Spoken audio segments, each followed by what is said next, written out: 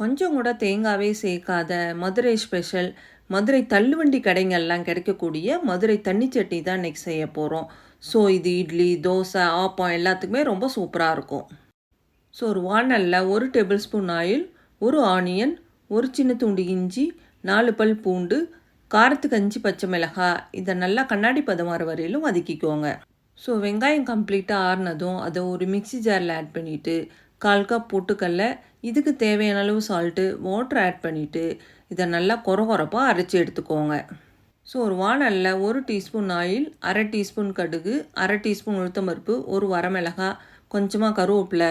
So stove off பண்ணிவிட்டு grind பண்ண பொட்டுக்கடலை ஆனியன் பேஸ்ட்டையும் ஆட் பண்ணிவிட்டு இதுக்கு தேவையான அளவு வாட்டர் ஆட் பண்ணிவிட்டு சால்ட்டை ஆட் பண்ணிவிட்டு நல்லா மிக்ஸ் பண்ணிடுங்க. ஸோ இந்த சட்னி தண்ணி ஆட்டம் தான் இருக்கணும். ஸோ ஈஸியாக குவிக்காக இந்த சட்னி செஞ்சிடலாம். ஸோ இது போல் ரெசிபிஸ் வேணும்னா நம்ம சேனலை ஃபாலோ பண்ணிக்கோங்க.